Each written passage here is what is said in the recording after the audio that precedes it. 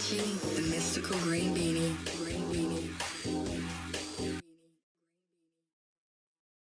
Hey, what's going on, dudes and dudettes? I am the Mystical Green Beanie, and welcome to my best of, worst of, spoiler-filled review of Black Panther. So, unlike most of my reviews, I'm gonna mostly focus on the story from the movie, and not how it mirrors the comics in any way, because, quite frankly, I know next to nothing about Black Panther from the comics. I've only really read the first collected trade of Christopher Priest run, which was great, and I've read the first half of the Hudlin run, which was okay, but I didn't like it as much as the Priest material. I've read part of Doom War, but not all of it, and I've only read the first 2 or 3 issues of the Ta-Nehisi Coates run, and I wasn't really feeling it, to be honest. But I've been told it's a lot like Scott Snyder's Batman run, where the first arc is boring and longer than it needs to be, but once you get past that, the rest of it really picks up. Regardless, the point that I'm trying to make here is that relative to some of my other friends, and a lot of other comic book YouTubers, I know very little of Black Panther in the comics. So again, I won't be comparing this to the comics too hard. And starting off with the things that I love the most about this movie, let's talk about my positives, let's talk about the best of. And I know this should probably go at the end, but I'll start with it here because it's just that great. The villain of this movie is fantastic, and might be one of my favorite comic book movie villains of all time. First of all, Michael B. Jordan just does what Michael B. Jordan does best, where he gives the performance his all, and he completely embodies the character that he's playing, to the point where you don't even see him anymore. You just see the character. And that just comes from him being a fantastic actor.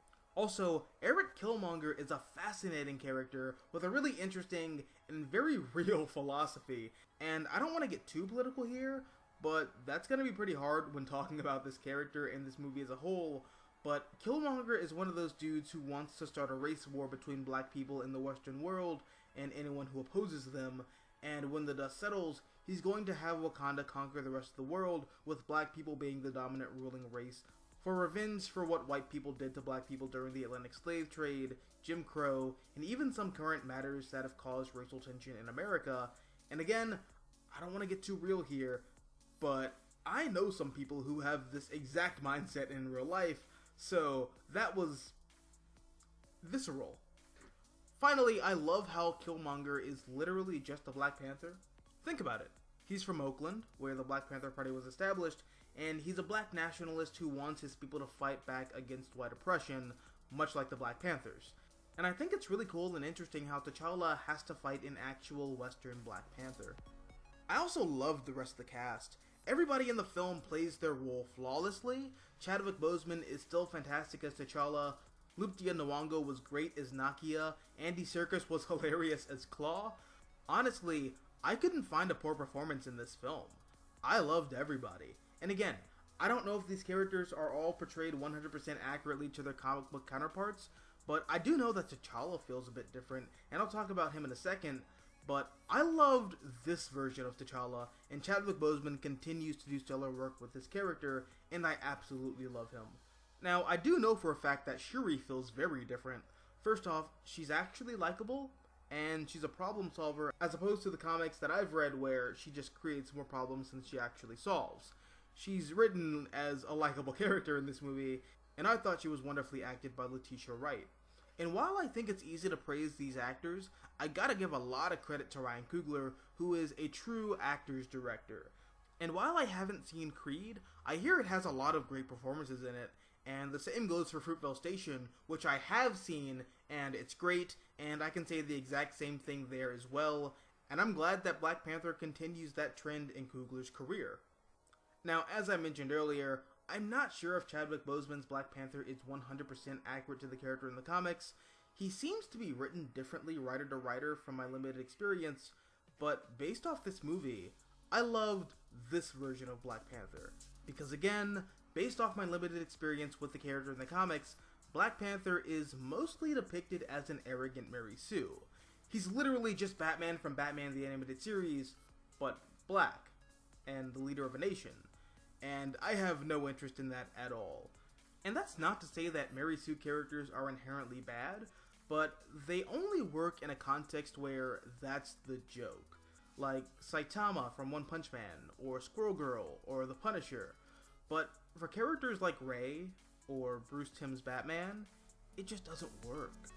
But here, T'Challa actually has to face challenges, and he gets injured, and there are high stakes. And for me, with the exception of the Priest run, it was really cool seeing Black Panther actually face adversity and fight an opponent who challenged him physically as well as idealistically, and how that leads him to radically altering the way in which he goes about running his kingdom. I also like how human this T'Challa is. He has moments where you really get to connect with him and see exactly where he's coming from and who he is with his family and his friends.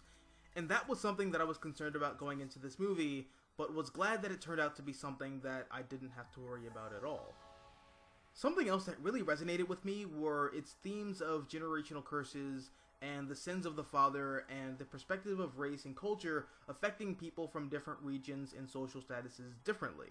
In the film, T'Challa's brother T'Chaka murders his brother N'Jobu in order to keep Wakanda a secret from the outside world, and after he does this, he leaves his nephew behind, who grows up and becomes a bloodthirsty tyrant as a result of witnessing his father's murder, and the consequences of T'Chaka's actions are felt hard by his son as well as his kingdom.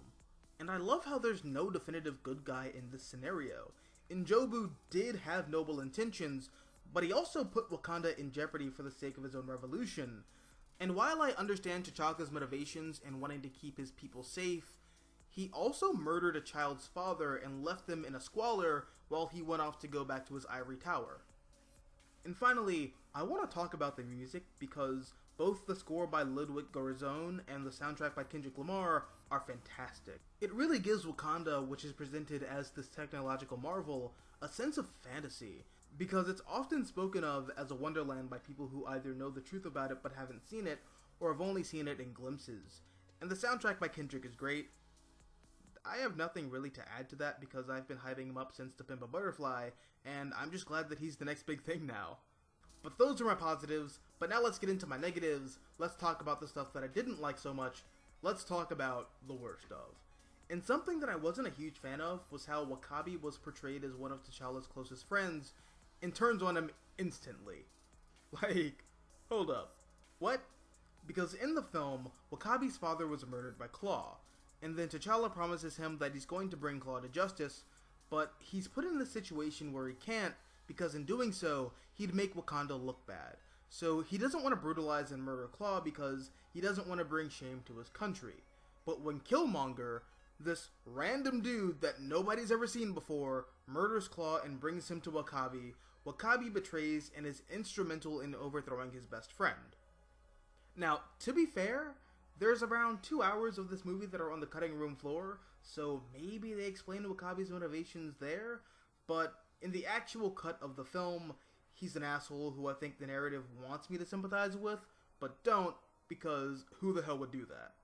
Also, there was a romance between Okoye and W'Kabi that was brought up, but only once, and never again until the final battle, where their relationship is the linchpin to ending the battle. And that felt kinda lazy to me. But again, 2 hours of the movie are on the cutting room floor, so maybe that was something that was explored further as well, but that was something that irked me in the theater. And one last thing that bugged me a little bit was the humor, and this is par for the course with a lot of these Marvel movies. Some of them land, some of them don't, and that's more of a taste issue than anything else, I think. But this movie has a very serious tone, and I feel like whereas some of the gags were designed for a typical Marvel movie, those were the ones that clashed with the more subtle character-driven humor that I think suits this film more.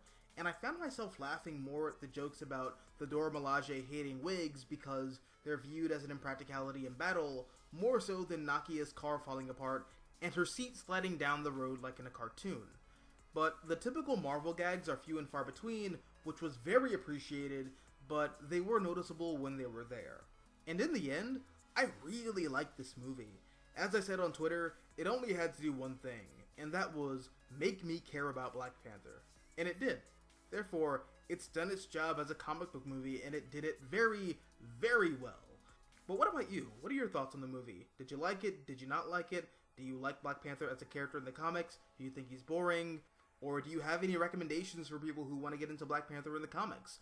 Let me know down below in the comment section. I'd love to see what some of your replies are. Anyways, if you like this video, hit the like button, share, support the channel, and if you want to see more content like this, all you have to do is subscribe. I'm the Mystical Green Beanie, thank you for watching, and as always, until next time, adios nachos, adios.